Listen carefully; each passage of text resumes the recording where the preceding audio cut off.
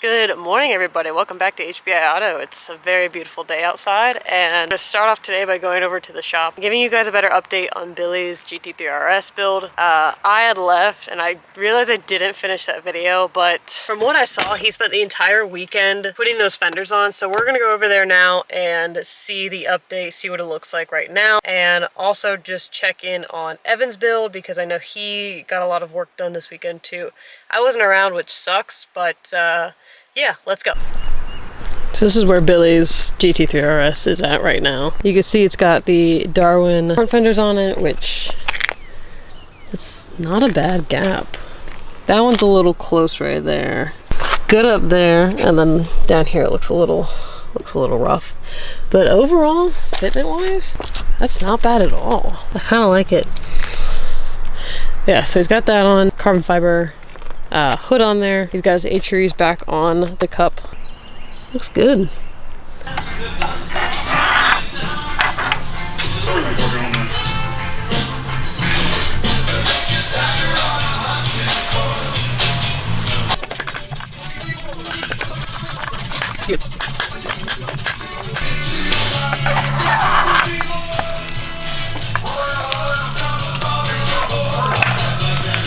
What the Use your man hand, son. I'm about to put this throwout bearing back in. It goes together like so. I'll give you an idea what it looks like in there. That's a brand new one. Is that the...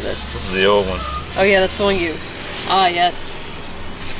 It's a great sound. A lot of noises. There's noises when you just pick it up. So, but anyway, and now I'm going to... Here's all the old seals out of this one. And the new ones are in there. I take them apart so I make sure they're in the right place. But either way, stab this in this transmission. We're just lubing some stuff up. So it goes like that right there, man. Nothing too crazy. Not Loctite, plain I'm gonna seal it.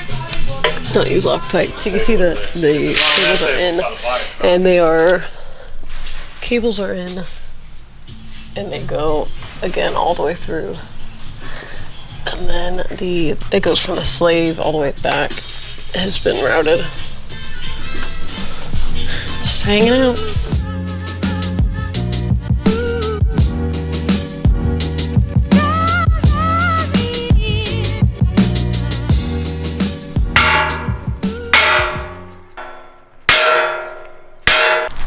I don't need ladders.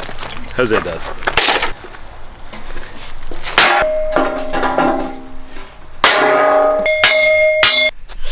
This is a sledgehammer. It's a mini hammer. Good. Alright, yeah. That's all in there. It's in there, like swimwear. Nope. The one I had took it to. I need to get some real scrap.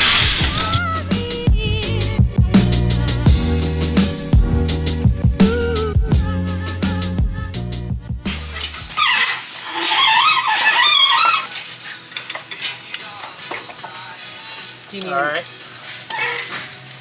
Yeah, you might want to work to get the...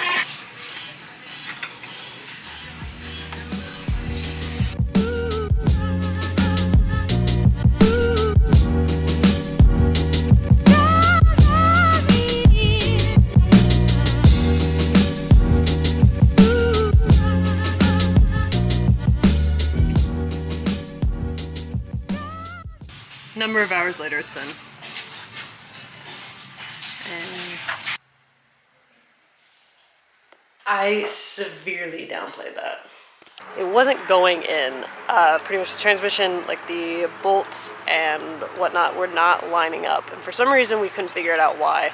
So we decided to take everything off and take the clutch and the flywheel off and pretty much just rotate it in a certain direction. I'm gonna have Evan explain it a little bit better, but we were able to turn it and then re-establish that. So then the transmission, bell housing, all that good stuff ended up going in. So it worked out in the end, but it just took a couple of hours to figure out. Now I'm not exactly sure why, because usually everything is aligned a certain way, but this one in the case had to be turned in a different direction, and maybe we overlooked that. But regardless, something to keep out for if you are choosing to do the manual swap.